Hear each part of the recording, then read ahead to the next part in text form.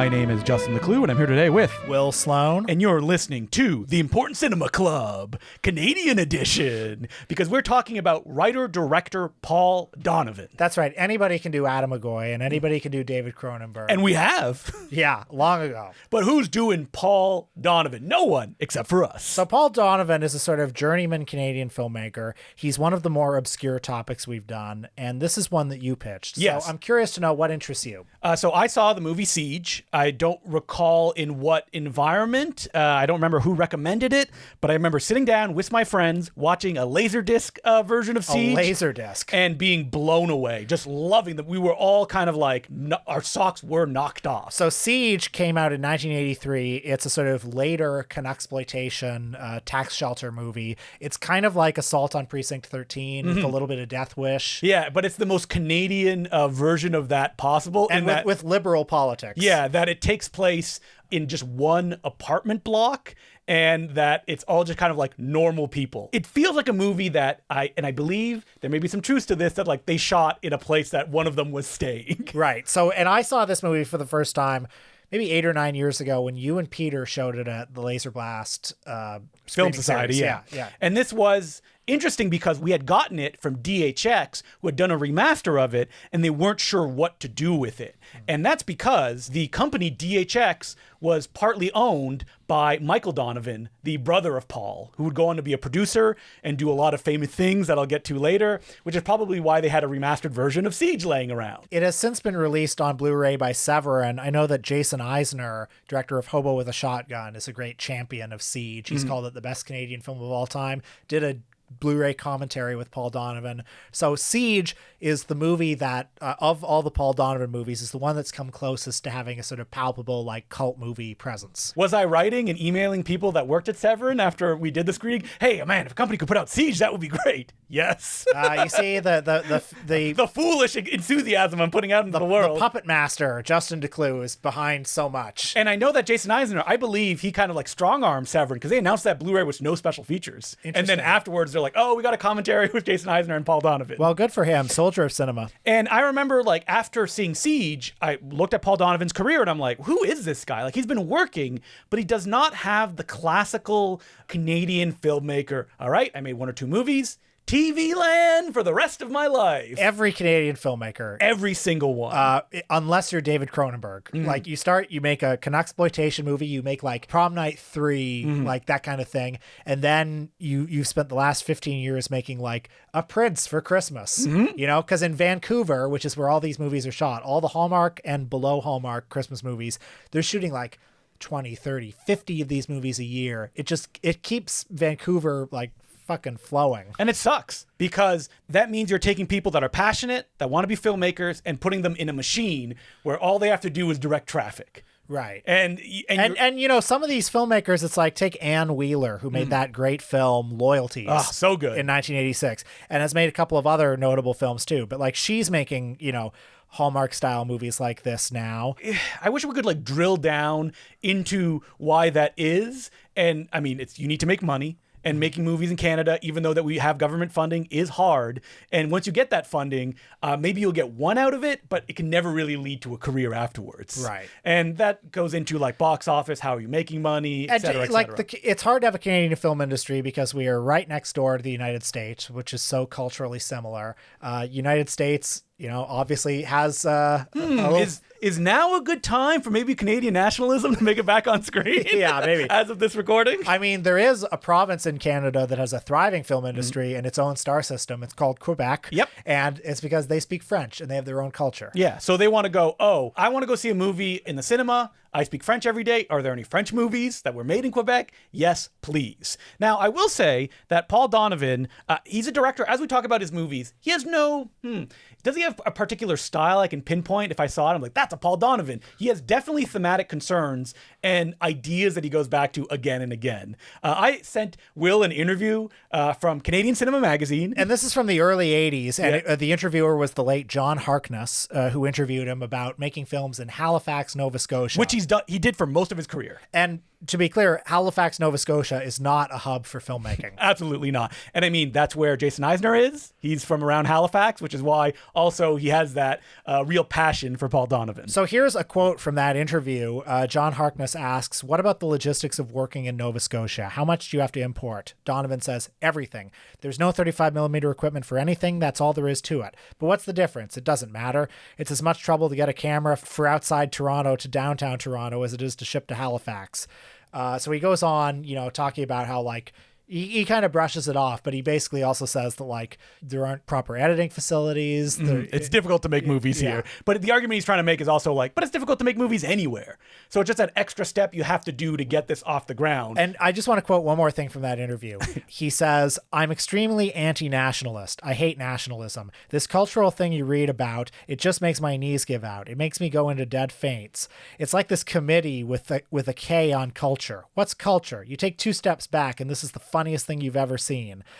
So he goes on and he's right. Yeah. And he's right. Yeah. And I think you see a little bit of this in at least one of the movies we're going to talk about, a sort of skepticism towards the idea of Canadian film, the Canadian film industry. Well, one movie that we did not watch for this, Buried on Sunday, it's kind of all about that, where it's the Canadian government takes away like a fishing license to a small town in the Maritimes. So they take over a Russian sub and say they're going to secede from Canada, starring Paul Gross, of course, Canada's main star. This is not a visual medium, but if you could see me, I'm You're saluting right now. Yeah. So I think that Paul Donovan, he likes Halifax. He likes where he's from, but the broader idea of like Canadianness, he does not like that. He thinks it's toxic and kind of destructive. And even when he does that interview for the making of Siege, he also doesn't like the way that Canadian films are funded. Even he's in the like salad day, the tax shelter era. You get 100% of any investment you make in a film. Perhaps I can, I don't know, launder money or perhaps have other things. Yes, that's what everybody did.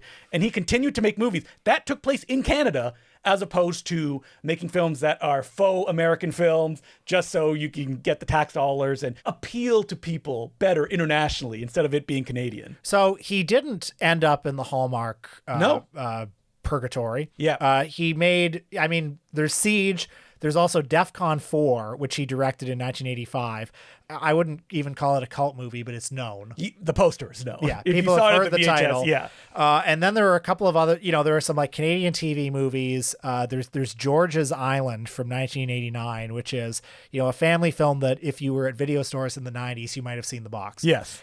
So basically it comes down to Siege as his cult reputation. And going into this, I was kind of hoping to like uncover some hidden gems. And I'm just going to put my cards on the table. The other 2 movies we watched, I wish I liked them more. I don't hate them. I know. They're okay. I should have made you watch Life Was Billy and I Worship His Shadow because they're distinctly different than the other films that we watched. But I do think these other 2 movies, they're interesting. Yes. There are things to talk about there. I'm hoping maybe you'll bring the enthusiasm. So, like, his first film, Torpedoed, is one of those, like, I'm a first-time filmmaker. I want to make something super ambitious. It's about a Canadian submarine in World War II. Not my cup of tea is the way I'll say it. I think it's interesting. If you look on Letterboxd, I'm the only person who ever reviewed it, and I did that in 2017, which shows how much attention this movie does. I find it interesting as a kind of indie attempt at, like, this is my first film. I'm going to be very, out there and try to do something that nobody else is doing. During that interview, during the making of Siege, he mentions that, like, he wishes films were funded at lower budgets. That, like, he doesn't think films should get, like, $1 million budgets. Just make enough money, make an entertaining product, get it out there, let it make its money. And what's funny in the interview is that the interviewer goes, wait, so did the first movie you make its money back? And Paul Donovan's like, no. He's like, I was speaking more philosophically more than anything else. But let's talk about Siege from 1983, which he co-directed, by the way, with Maura O'Connell. Yeah. This is her only credit. So I believe they were partners during that time because she's also credited on some other movies as well. And I interviewed Jack Blum, one of the actors in this film, most famous as I think the nerd in Meatballs is one of his roles. Great film.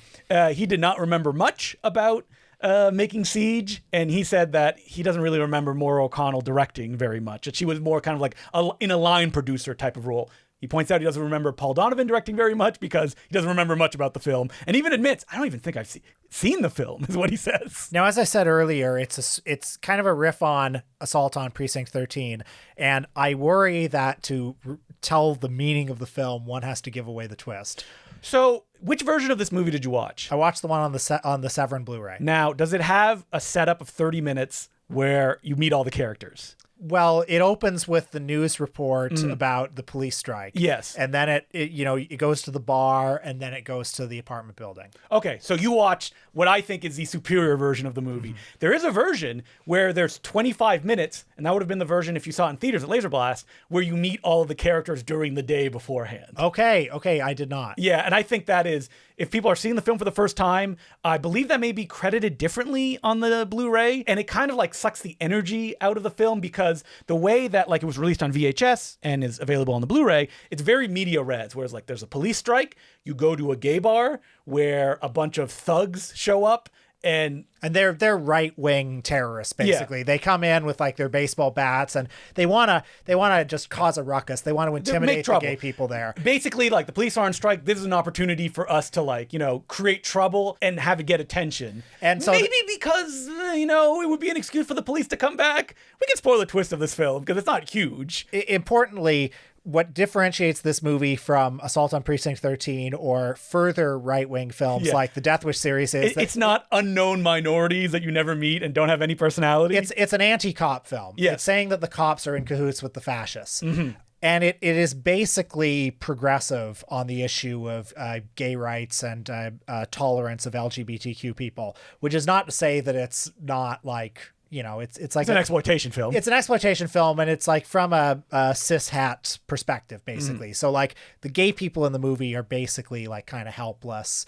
They are... they're like Barbara on Night of the Living Dead. Yeah, they're damsels in distress, and they're saved by, the people at the apartment building. But, I mean, there are much less progressive movies than this. But also the people in the apartment building are played with... I mean, they're not played by people with disabilities, but they're portrayed in almost like Daredevil-like powers. Right, so this... attack on the gay bar goes wrong. Somebody dies. And so the group of thugs are like, okay, we have to kill everybody, execution style. So line up, we're going to kill you. One of them breaks free, runs to this nearby apartment building, ends up in this apartment where it's basically a rooming house for several blind people run by a guy. And that guy and his allies, they quickly figure out what's gone wrong. The thugs come and they say, oh, there's an escaped mental patient. He's killed people. You have to let us in so we can take him.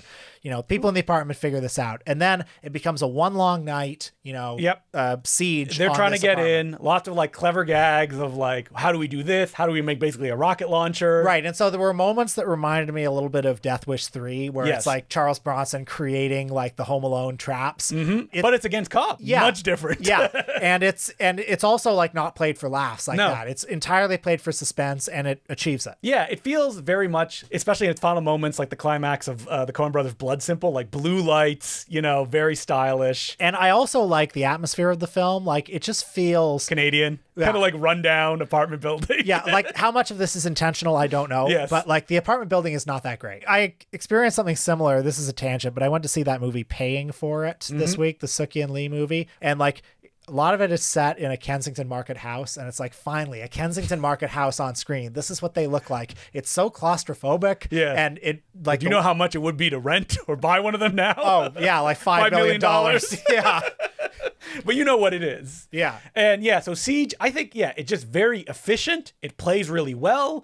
It's a movie that works with an audience. Oh, yeah. And so once I see Siege, for the rest of Paul Donovan's career, I'm chasing that high. I'm like, has he got another Siege in him? Well, so I'm going to quiz you on a couple of Paul Donovan titles. Okay. One of his most popular movies on Letterboxd, by which I mean it has 150 logs, is Tomcat, Dangerous Desires. And people should look this up because it has an awesome, 90s erotic thriller cover that has Richard Grieco looking sensuously at the camera. And he's scratching a woman's back. Yeah, so this movie is about Richard Grieco, who, due to a genetic experiment, gets Tomcat genes, I guess. So it's like Wolf with Jack Nicholson. Yeah, but he never transformed into the cat. He doesn't even really act like a cat that much. It's mostly an excuse to do like a hyper stylized erotic thriller, which for some reason Canada, like that was our industry in the early 90s. I think of Cold Sweat. as well. Oh man, there's something about that early 90s like made for Cinemax erotic thriller Canadian look that's like You can see it instantly. Yeah. I see it, I'm like, that's Canada.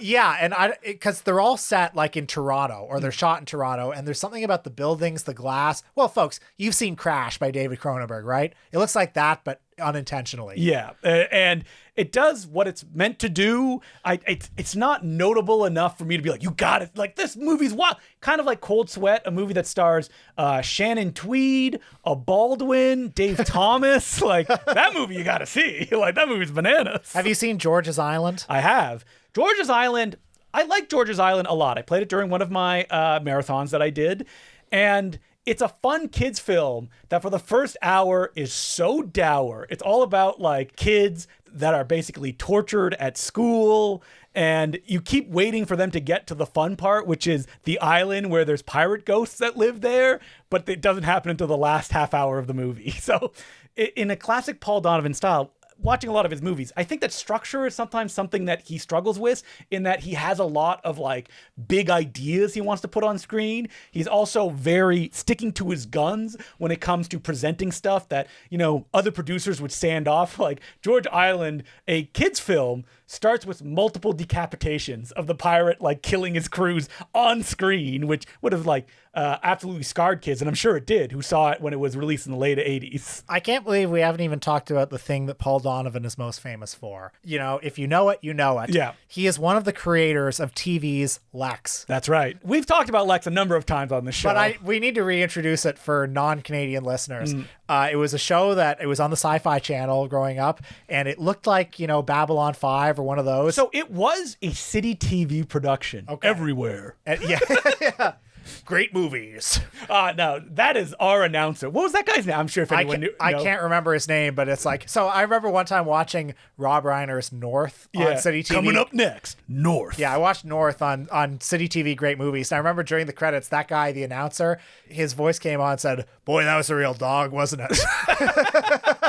City TV was such an amazing channel because, especially if you lived outside of Toronto, because it made Toronto seem very alive and almost as if like the people on the streets were interacting with the TV station. Well, because there was Speaker's Corner. Yes. Which back in the day before social media, on Queen Street, Queen and John Street, right? Major Street, downtown. Right downtown Toronto, there used to be a booth that you could go up to and just record like a 30-second or 1-minute message. Are you drunk? Absolutely, yes. And it would go on TV. There was a half-hour show called Speaker's Corner, and then also between shows they would just have little bits. Was City TV the one that had late-night programming that was just a steady cam going through the city? Oh, it might have been. Yeah, that sounds like something I played on City TV. And did they do Ed the Sock, or was that a cable thing? Was it like Comedy Network? That might have been Showtime or something. It wasn't Comedy Network. Well, City TV and Showtime, they kind of get like mixed up. Same thing with, you said the Sci-Fi Channel. Yeah. How dare you? It was the Space Channel. Thank you very much. Sorry, Space Channel. Okay, wait a minute. City TV, though, had Baby Blue movies. Yes, they did. So City TV was a channel where late at night, and this is, I wonder what the rules like of Canadian like networks go, because in the packages you would get just from your antennas, you can see nudity at like after midnight. That's right. So we had basically 3 major channels in addition to all the minor ones. It was Global, CBC, CTV, and then City TV. Yeah. And City TV was kind of like that's the like underground. It was a one. little it was trasher. It was our Fox. And then after midnight there was a thing called Baby Blue movies, and it started in the 80s. David Cronenberg was inspired to make Videodrome because of Baby Blue movies. Yeah, he was allegedly. He probably just saw like a Zalman King movie, like the tamest thing in the world, Red Shoe Diaries Part 9. Well, I mean, according to legend, it was Emmanuel in America. That was it? I mean, that's a rough one. Yeah. I don't think City TV would have shown that uncut, but maybe. It's possible that the apocryphal stories are getting mixed up here. But anyway, like late at night, Baby Blue movies, this has nothing to do with fucking LEXX, but I just want to talk about it. It's getting into it because LEXX, when you would see commercials, and they would play them during the day, it felt like something as we would have been children when it would have played, that we should not see. Well, yeah, because it looked like Star Trek: The Next Generation Yes. or one of those, except it was Horny? It was sexy. Yeah. And it would have like boner jokes, and the spaceship was shaped like a penis. It was Flesh Gordon, basically. Yeah, basically. Flesh yeah. Gordon, by the way, a movie I saw for the first time. Not good. On City TV. Oh, really? Late at night. Wow. Yeah. Yeah, that's the kind of City TV programming. So LEXX was a show I never watched regularly. I would catch here or there, and it felt like I shouldn't be watching it when I did. I didn't like it. Even as a kid who would have been susceptible to like sexy TV shows, I did not care for that. So Paul Donovan directed the pilot of it, I Worship His Shadow. And what I'll say about it is, it's very weird. There's so many ideas in it. It starts with an opening and then jumps 2,000 years into the future, where the whole world is run by someone called the Divine Shadow. Like everyone's like, may the Divine Shadow fall on you is like a greeting you give. It's also incredibly nightmarish, where like our hero is a security guard who watches people get dismembered for their organs, which you see on screen. At one point, they're on these big like giant metal blocks, and they're going down like a factory line. One of the metal blocks like breaks off, and the guy gets smushed on screen when it falls over. It's like, ugh.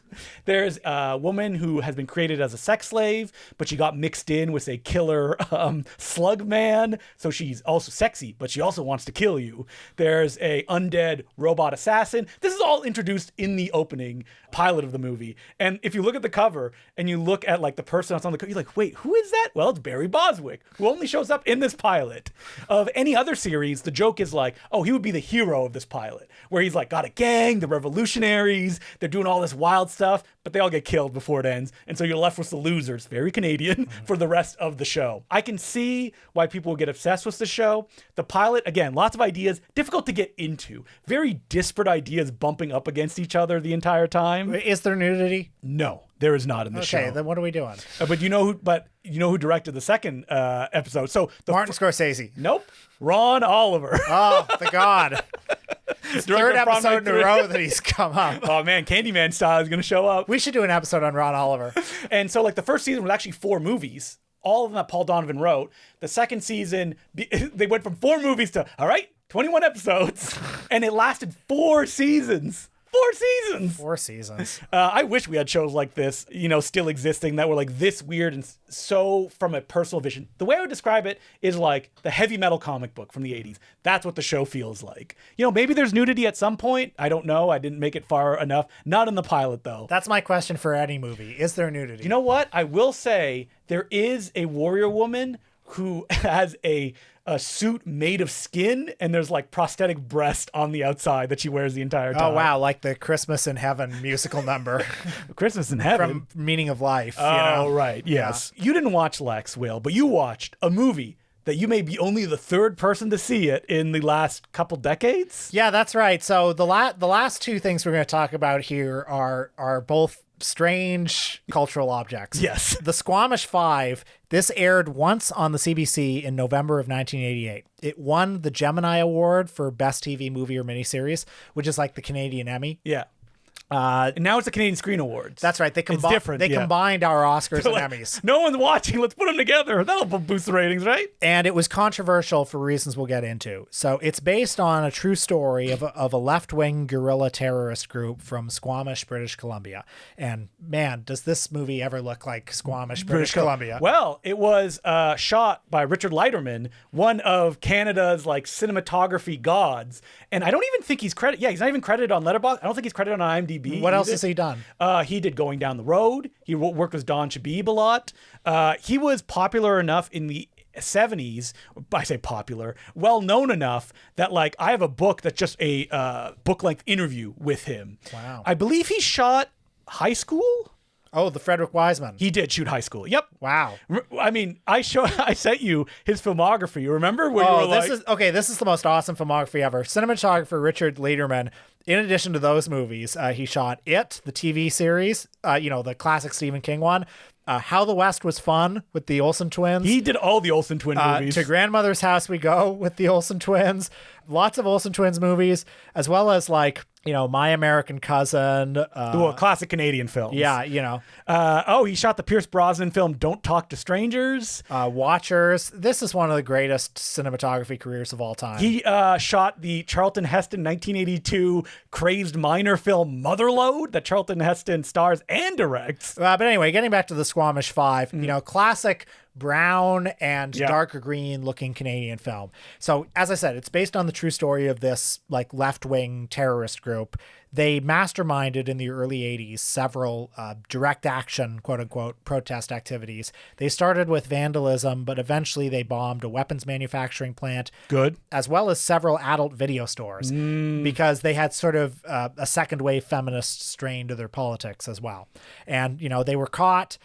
They all served jail time. This film tells their story from the point of view of Juliette Belmas, who is one of two women in the collective. She was kind of like the star of the Squamish Five. If you look up articles about them, she's usually front and center because she's the entry point into like this group, in that she came from like a suburban home and she ended up with these left-wing terrorists. And does that remind you of anyone? Yeah, maybe there's a Paul Schrader movie about this in some way. Right. So she received a 20-year prison sentence, which was more than most in the group.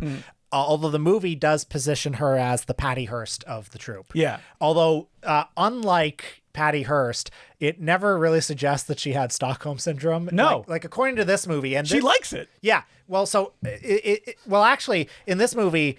she likes it at one point until she doesn't anymore. Well, as the movie begins, she's like, a young, 17 or 18-year-old aspiring radical. She's going to the anti-Reagan protest in Ottawa, stuff like that. And she falls in with this group. And, there are some charismatic members of this group. There's Brent, who's the kind of sexy male leader of the group. There's the other nerd. Yeah. The other woman, she's very like feminist, anti-porn in her politics. In some ways, the most radical of the group.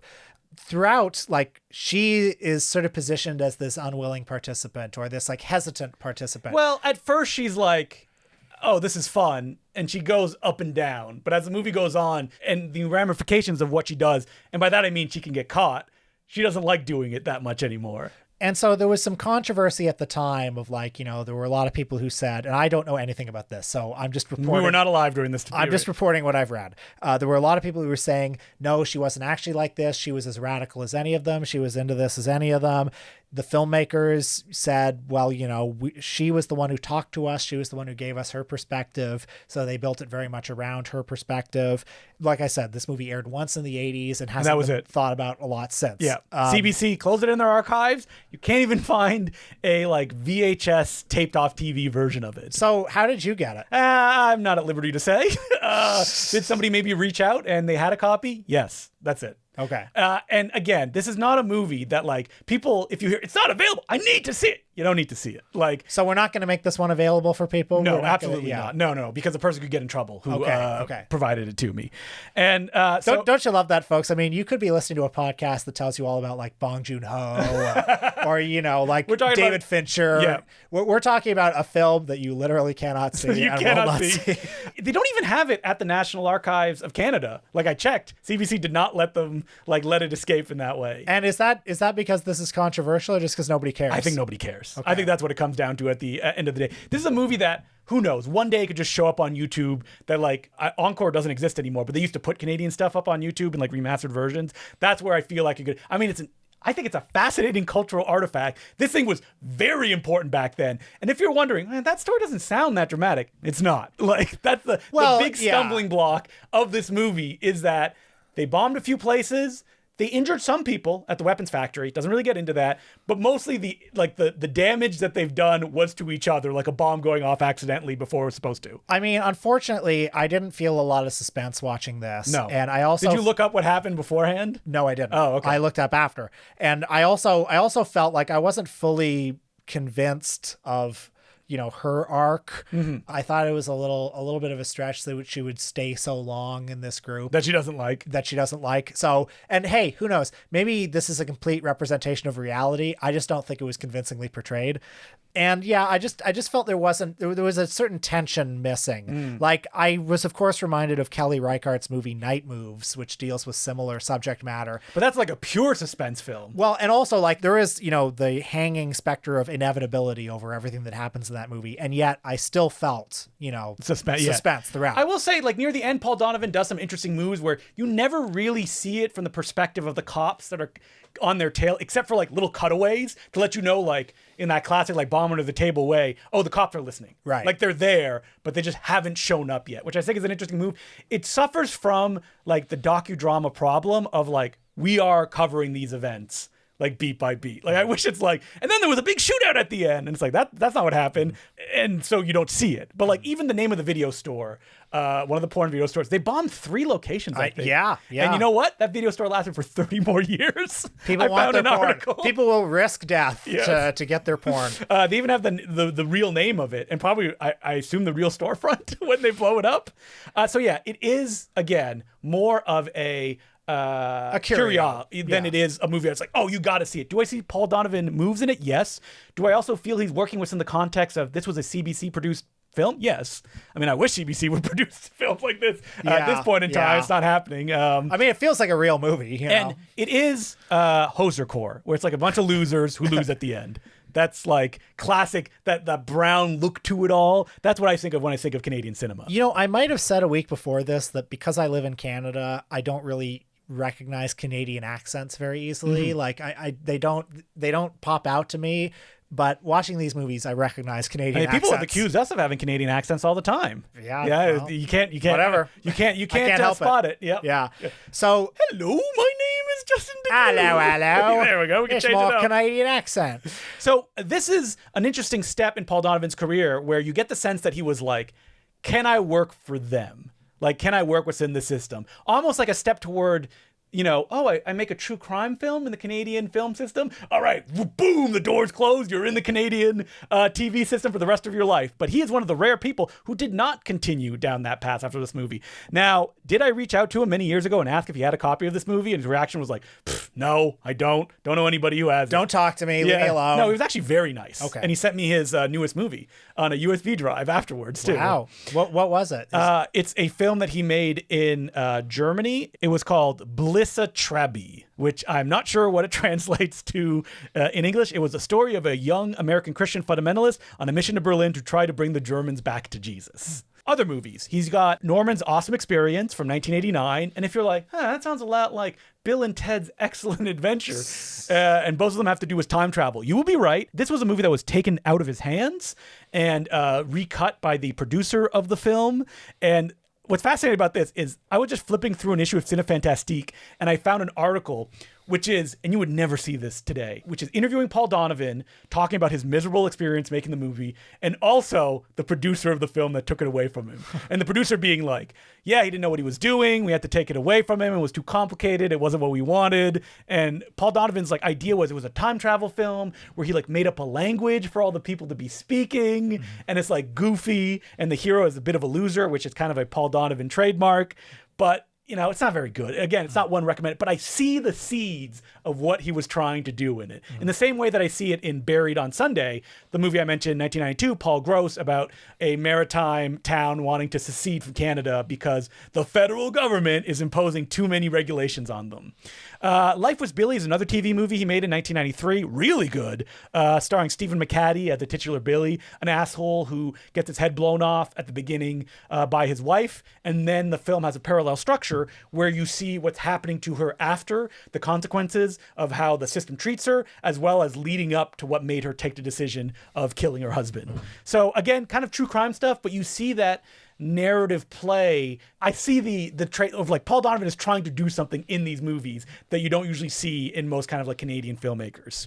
And then the movie that we both watch, Paint Cans from 1994. Well, yeah, this is a movie that you can watch. It's on YouTube right now in a version that I think is no swears. No swears. I think there's at least one nude scene in the uncut version that's not present here. So it's a censored version. But nevertheless, I think you'll get the idea. Yep. This is a movie that I read the novel before I watched the movie, written by Paul Donovan. I will say that the novel is much more Patrick Bateman in American Psycho, because it's from all the narrated by the lead of this. And it's very kind of like matter of fact, sociopathic, like this is what I have to do to get forward in the industry that I work in, which is funding Canadian films. Can we give a background? What is funding Canadian films, Will? Well, let's see. We have an institution here called Telefilm Canada, which is a sort of government institution that doles out a certain amount of like taxpayer funding on a certain number of films per year. Yeah. And, you know, I know that there have been some policy changes in recent years. The old take on it used to be that like there would be these filmmakers who sort of get in, you know, they have one or two successes and then they just get funding for the rest of their lives. Very small group of filmmakers, producers as well. Because a couple of years ago, what happened was they had like a fast track system that if you're a well-known producer, you will basically automatically get funding on your movie. And I remember like a lot of the controversy, this is maybe 7 or 8 years ago, a lot of the controversy was because Matt Johnson, the director of Blackberry, you know, a young sort of hotshot in Canada, really called them out and sort of like made a crusade against this fast track program. He was right. Yeah.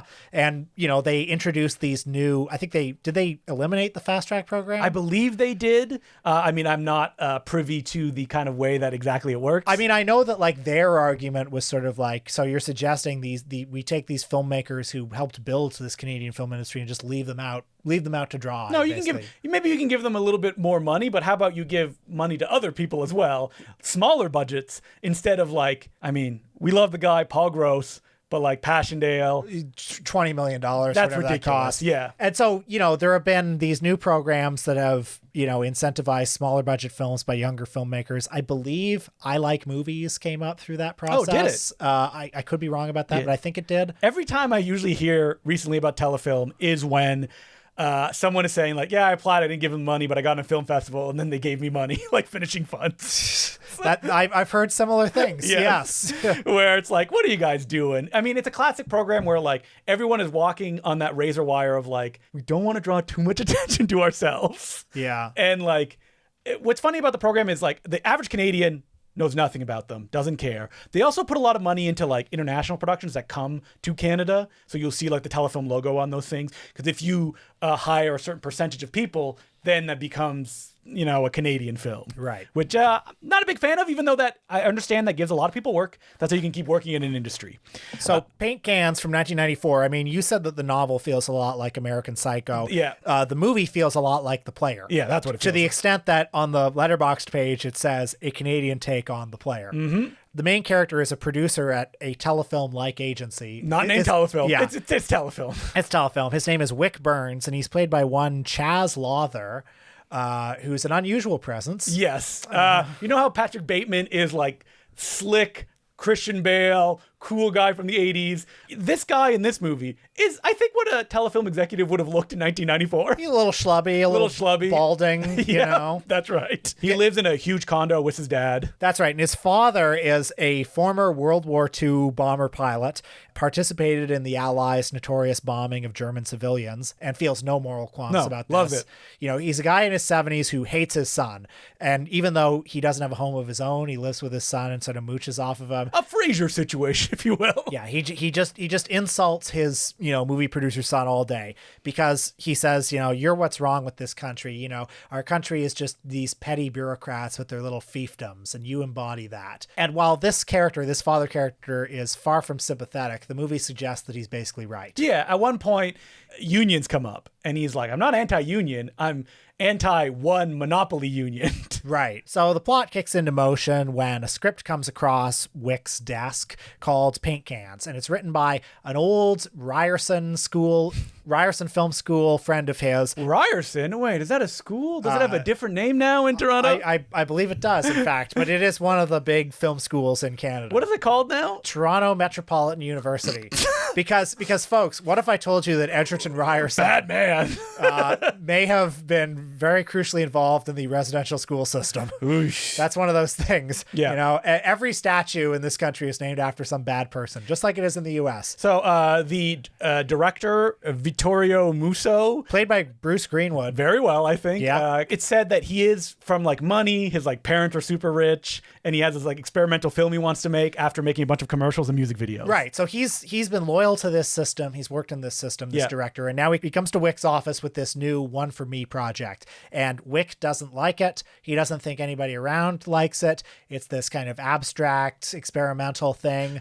But we find out, he's thinking with an organ that is not his head. He spends the whole movie, trying to bed young starlets who are out of his league. One of them played by a young Nev Campbell. Very briefly, yes. Yeah. And so it's almost as if the people in charge are, a victim to their own petty and fickle moods that actually fund the culture that we call Canadian cinema. So Paint Cans, the movie within a movie, ends up being fast-tracked when, Wick is at the Cannes Film Festival and he's pursuing this attractive young journalist. And he thinks it'll impress her if he, She's like, I'm a big fan of Paint Cans. You should make this movie. I wonder if there could be an ulterior motive in this. And then, maybe Paint Cans will be canceled once again when things don't go well with her. So that's the suggestion of the movie. It's funny. It comes across a little more toothless than all that. You know what I mean? Yeah, I agree. And I'm watching this thinking like, maybe if I'm a friend of Paul Donovan's in 1994. He's like, he's skewering these guys. Yeah, if I knew the specific people that he's making fun of, and is this Robert Lantos? I don't know. It feels like it is, yeah. But if I knew for sure, and I was in that, people are like, Robert Lantos? Who? Listen, you got to be in Toronto, Canada. Robert Lantos is the Canadian super producer who's done all the Cronenberg and Nagoyan movies and lots of other shit. Yeah, late period. I believe he produced Men with Brooms. Yeah, stuff like that. I mean, Paul Gross shows up basically playing an effeminate version of himself in this movie. Yeah, that's right. Yeah. But so if I knew the backstory behind this, it may sting a little more. But watching it, I'm seeing a movie where Paul Donovan is saying, yeah, these bureaucrats, they have no taste. They just want to get laid. Which to me doesn't come across as that stinging a point. You're like, I agree. Yeah. That these guys are losers. Yeah, and so Hoser core. Yeah, and so to make a movie that basically just says, yeah, you tell a film, it's by a bunch of losers who want to get laid. Like, it seems kind of non-specific as an attack to me. I do like that it ends with our protagonist just winning. Yeah. With none of his... Much like The Player, Yeah, where it just ends... he's at the top of his game, and that's it. You didn't even really have to do anything. And, like The Player, there are scenes where, like, he does... most of the movie is sort of placid, but then there are these, moments when he'll do something incredibly sociopathic or just, like, really brutal. Like with his father's ashes. That was funny. His father dies. And what's really funny is that, like, he's like, I'm having a heart attack when they're getting into a fight. And you're like, oh, I guess maybe he'll have a heart of gold. He just brings his dad. His dad dies, and he's like, ashes in the toilet. and then he throws the urn down the garbage chute, and then it's done. Yeah. I thought that was really funny. Yeah. But for the most part, I didn't think the movie was quite funny enough. No, I agree. It felt like it needed to be a little bit blacker than it was and meaner. Yeah, it's like, I think the movie is halfway towards making this main character like a real son of a bitch. Yeah. And I feel like it could have gone further. I will say, it's in the novel, Paint Cans. Check it out if you... I think I will, because... It's very short, but it's clearly a story that Paul Donovan felt very passionate about, that he had to make it a novel, and then the transition to movie kind of like makes it a little toothless. We looked into who funded it, and it was like NFB, the National Film Board. CBC was involved as well. Yeah, and I mean, whatever. I mean, you can't bite the hand that feeds you too far, I guess. I mean, The Player was funded by, Time Warner, I guess. I don't know. Do you think The Player is that pointed in its... I think it's a little more pointed than this, That was another issue I've had with The Player. Like, I wish it was meaner. Yeah. In the way that it played out. You're probably right. Yeah. It's kind of like the Get Shorty problem, right? Which good movie, but like you can't. You're surrounded by these people, so you can't completely alienate yourself from that point. Yeah. I mean, after Paint Cans, the next thing that he would do is he would get lost in the LEXX mines, and that would be it from there. I guess that's his version of making Hallmark Christmas movies. Yeah, making the weirdest TV that's probably ever been on in Canada. And then he did do another thing that's not on Letterboxd called Claire's POV, which is kind of like a web series. So he's still been out there doing stuff or trying to do stuff. Now, I did mention his brother, and I want to bring his brother up because he is very important in the fabric of Canadian culture. Because Michael Donovan is the guy that created This hour has 22 minutes. Oh man, this hour is 22 minutes. So this is it is Halifax based. Yeah, that makes sense. That makes sense. Yeah. Yeah, it is a Halifax based. You know, the Daily Show, folks? Yep. Well, it's like guys at a desk making jokes like that. With sketches.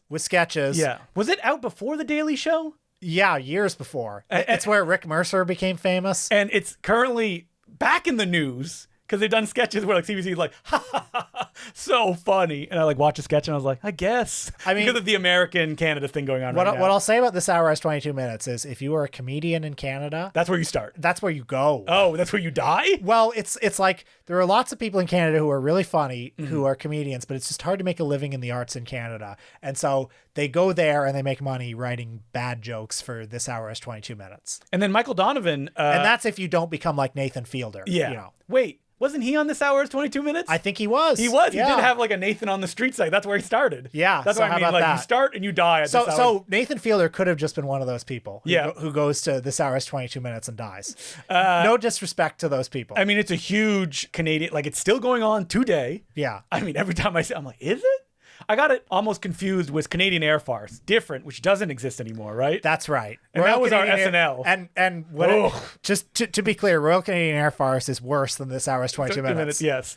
He also created, do you remember the TV show Made in Canada? Yeah, with Rick Mercer. That was did that have a good reputation? I think it did. That was a kind of insider showbiz satire. Yeah, about television producers and stuff like that. So like those, like Made in Canada is kind of like the extension of something like Paint Cans, like gone to the next level. Right.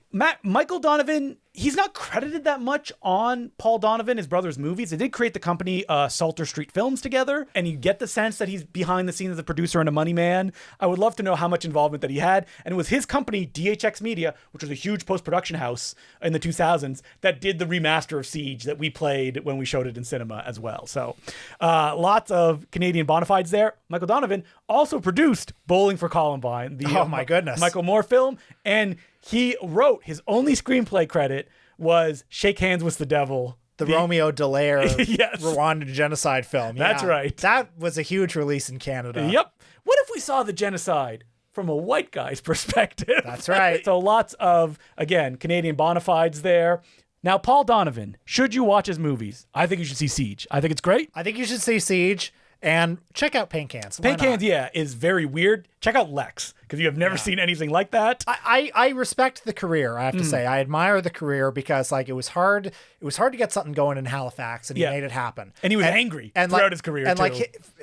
His brother, like, turned Halifax into a hub with This Hour is 22 minutes. Like, that's really not nothing. And like, I do think in the Paul Donovan films I've seen, like, you see a personality there. Paint Cans in particular. It's like, I recommend people watch Paint Cans, even though I don't think it's really a successful film. Like, watch it just because it's weird, it's interesting, and it's a time capsule of a certain era of Canadian film. If anyone would be interested in this film, it'd be listeners to this podcast. Like, do you want like the politics of funding government funded movies in Canada? Then check out Paint Cans. Yeah. Have I submitted something to Telefilm once? I did, and I got turned down.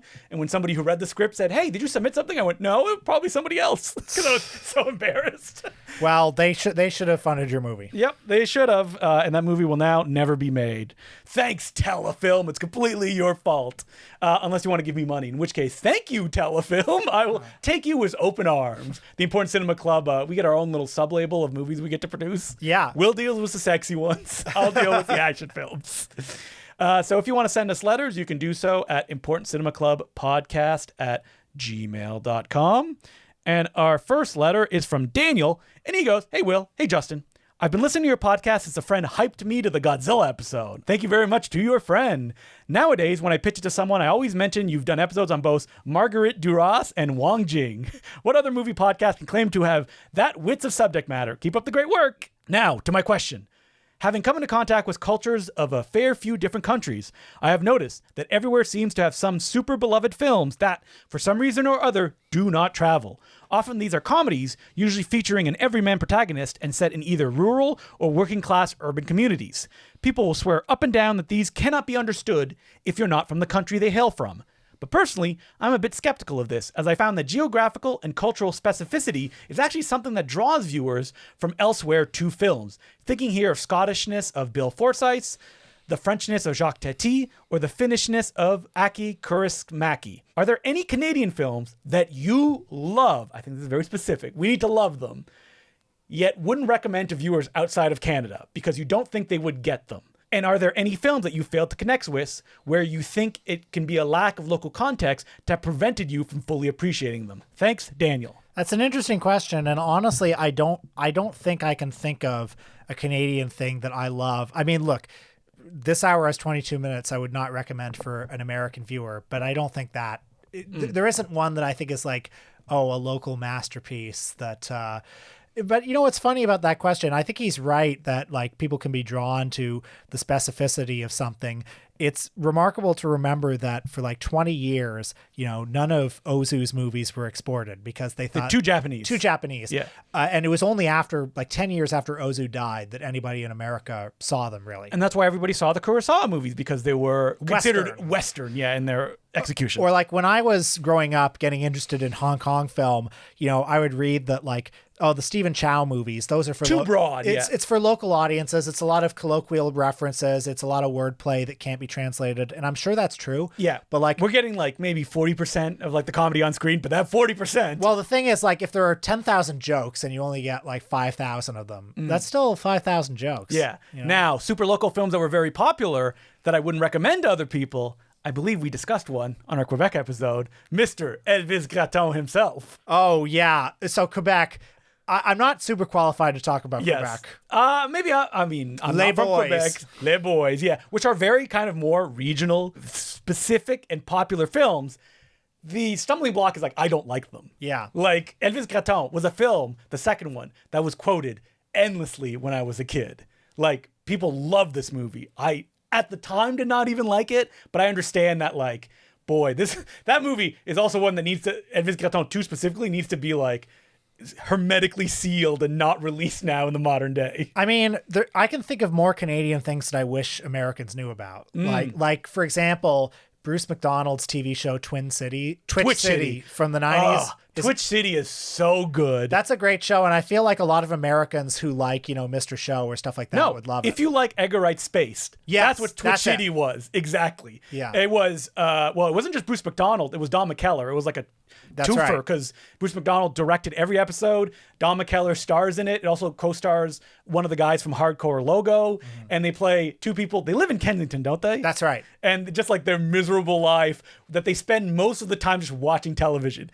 There's one episode that's all about Don McKellar doesn't like cats, and that he wakes up in a universe where cats rule everything.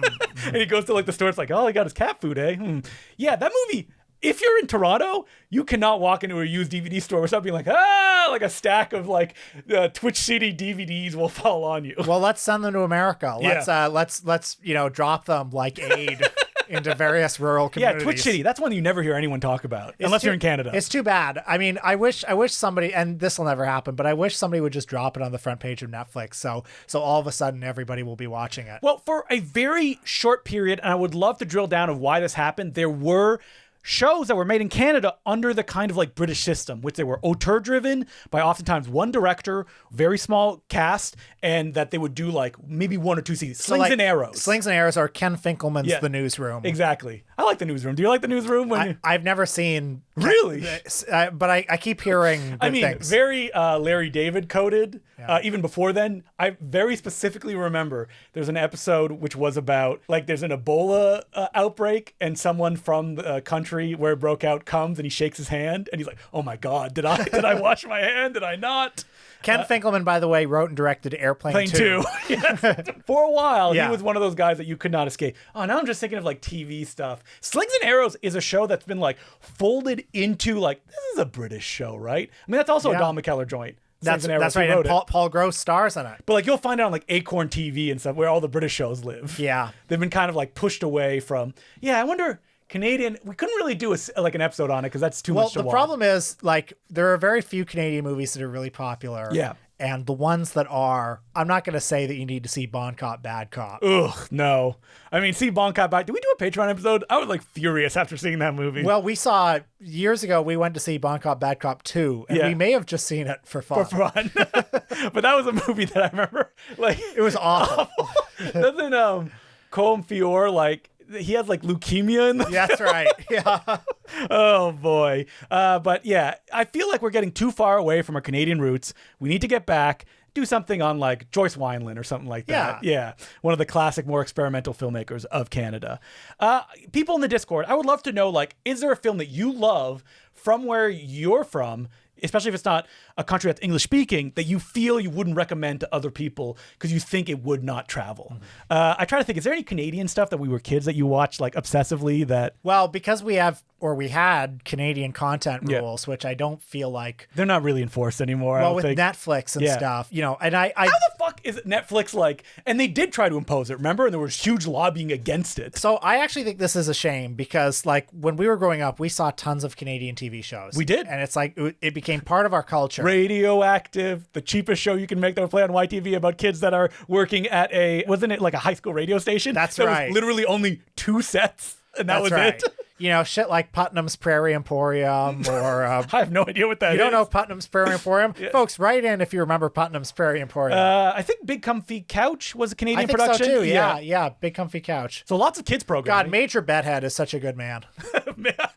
You remember this much better than I do. I weep when I think of what a great role model he was. But you got like a lot of weird stuff, and something like LEXX could, you know, go through the cracks because they need that content to fill the airwaves. But this is just another reminder that we need to get back into the Canadian content mines. I was like really into this when I worked at the Canadian Screen Awards, and I was almost soured by people being like, I don't care.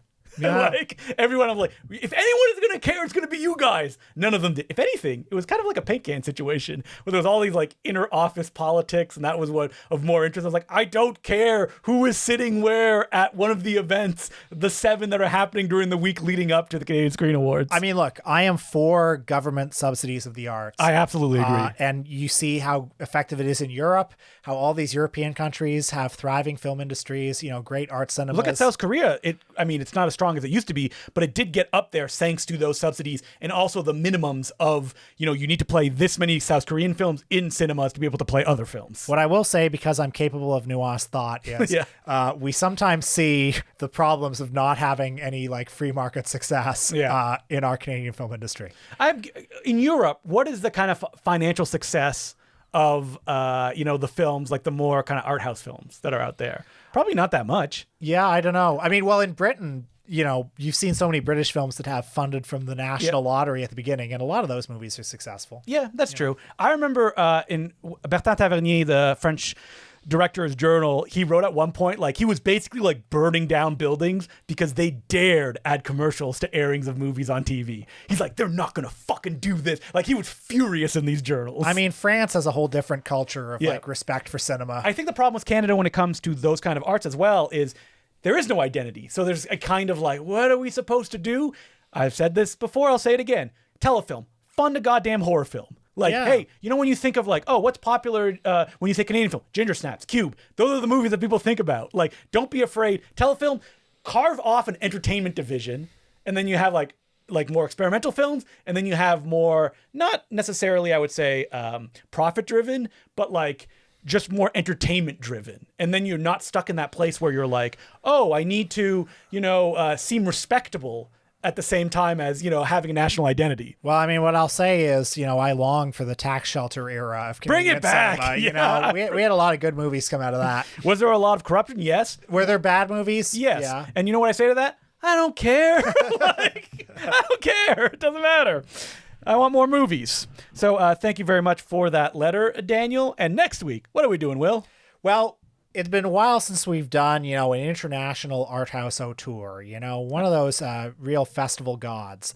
So we will be traveling to mainland China to discuss the great Jia Zhangke, arguably the greatest currently active Chinese filmmaker. We're going to be starting with his 2000, international breakthrough film, Platform. We're going to talk about his more recent Ash is Purest White.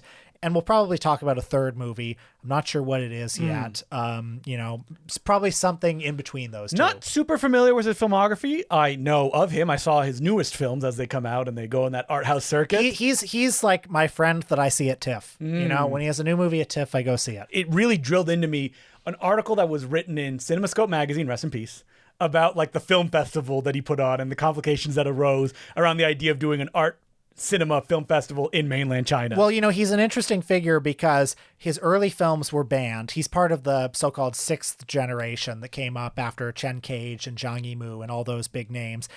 He very much considered himself in the early days counter to those filmmakers who had sort of sold out. Yeah, his films were banned early on. Yeah, they were banned, but they were big successes on the international art house circuit. Currently, he's trying his best to work within the system, but he's not making like the founding of the Republic either. No. Yeah, he has not been suggested to make those films yet. Even though, didn't he have like a big interview or it popped off where he's like, man, next film, why not AI? Well, the thing about him is when we're talking about filmmakers from countries that are sort of foreign policy, let's say opponents or rivals to the American empire, it's very easy to want to focus on the ones that are like dissidents or think of them as dissidents. I don't believe he's a dissident. No, filmmaker. I don't think he is. I think he takes, though, seriously his responsibility as like a national filmmaker. He wants to make films that embody like the state of China right now in their moment, and he is constantly running up against trouble and trying to do that, but he wants to work within the system, and I find that interesting.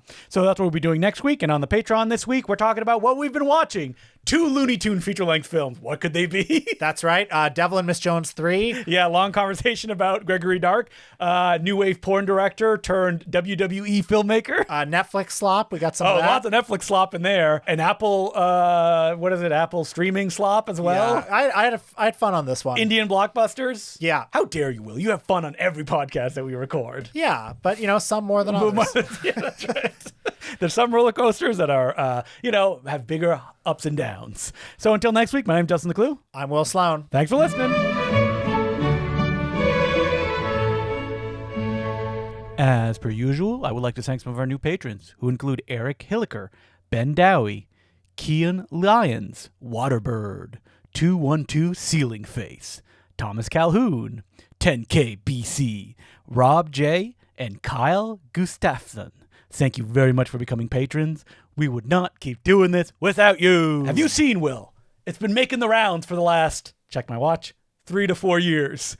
DVDs are rotting away. Oh no, laser rot. Yep. Warner Brothers, a whole bunch of them that they did at one particular factory, they're going bad, which includes the first printings of the Looney Tunes Golden Collections. Okay, so this affected one factory. One factory that worked for 3 years, 4 years. Yeah. So I saw you post this somewhere, and I have a list of things, and I'm going to be looking and seeing. Are you going to go and check them? Yeah, I am going to check. Wow. Some of those Looney Tunes Gold collections I really rely on. They're still available. I've been dragging them from apartment to apartment. Here's the thing about the Looney Tunes Golden Collections, though, is that if you buy them again, there's a very good chance you'll get bootlegs of them. They're one of the one that I've ordered off Amazon, and twice I got bootlegs that look very close to what they're supposed to look like, but I'm like, yeah, these are not real. And I looked online and people had like, yeah, this is what you're looking for. Like, wow. It's bad. Laser rot, for people that don't know, it's like the adhesive that's keeping, I don't know the whole technical thing, together with... It's keeping the disc from flying up into the air, starts to rot. There's glue that goes bad. You get corrupt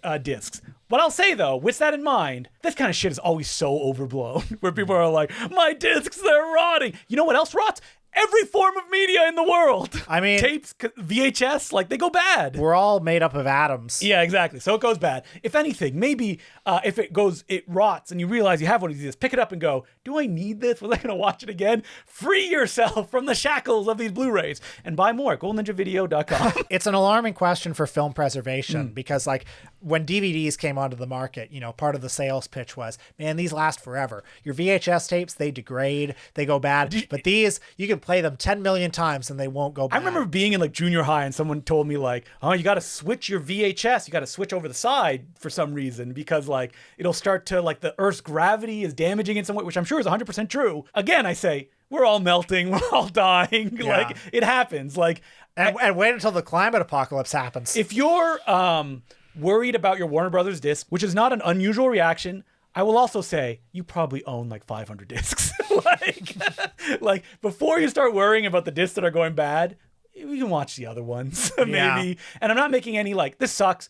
Supposedly the company, if they're still in print, they will send you a new disc if you reach out to them. Really? But most of them are not in print anymore, which sucks. Okay. And this also made me think of like, something that had laser rot, and this is a association that most people make with the term, if you were alive during then, is laser discs. Like, they went bad very quickly. That like the glue started to like undo with them, and you get a lot of pixelization, which you don't get with DVDs. I will also say that, you know, people anti-burn disc, where like press is better than burned. Press is not better than burn because it all depends on what materials you use, what's in the factory. They can be just as bad as the worst burn discs. So again, go to GoldenNinjaVideo.com, where they are burn discs, and I use the highest quality ones you can get that they promise, like, you know, 100 years of life. What's next for Gold Ninja Video? Gold Ninja Video? Yeah, because listen, I feel like it's been too long. A year since a new thing. Well, we have a lot of stuff in. Should we talk a little bit about the things that I have planned? The listeners of this, you're at the end of an episode about Paul Donovan. You are the hardest of hardcore. So yeah, we do have some things up our sleeve. I don't remember what we've said on mic and what we haven't. So what do you anticipate are going to be the next ones? So the next one is going to be a Canadian silent film made in 1929 that has never been released anywhere, called The Devil Bear, which is a silent film that was made in Thunder Bay by basically a huckster who came in and is like, we're going to make this the Hollywood of the North. We made one film in 1929 about a man in a gorilla suit, and it was made as a silent film, even though that sound was coming up in 1929. And they're like, we're going to make this into a sound film. All right, see you later. And then he just left. And the film basically was never released. I have a new scan of it with the intertitles are missing. I don't think they ever existed, because they were going to convert it into a sound picture. You can follow it. It's an hour long. Very excited to put this out. I commissioned a new score to be made for it, an improvised kind of score over the silent picture. And so that'll be the next one. World premiere, never seen anywhere. Can't wait. Devil Bear, there's no bear in it. It's a guy in a gorilla suit. A ship crashes. Someone who had a gorilla pet walks out. I will say, very good gorilla suit. Very excited because I spoke about to a legend in another field about men in gorilla suits. We talked about it for like 40 minutes. He knows everything about them. We went through the history, the major guys, et cetera, et cetera. It will also give me a chance to talk about the history of Canadian cinema in that period, like early like 20s and the silent era. Going to do a lot of that as well. Well, as a fan, I'm looking forward. So 2025 going to be a good year for Gold Ninja Video. Yep. We have more Matt Farley films that are down the, you know, if you look, is there any Matt Farley films that haven't released on Blu-ray? Yes, I will be getting to them. So do you want to talk about stuff that we have on the docket? I will say, and I don't want to alarm anyone, I don't have many martial arts films up my sleeve anymore. They sell the most. I understand why. Everyone is doing martial arts films now, and it's kind of like, when I started doing them, no one was on Blu-ray in the way that I was doing it.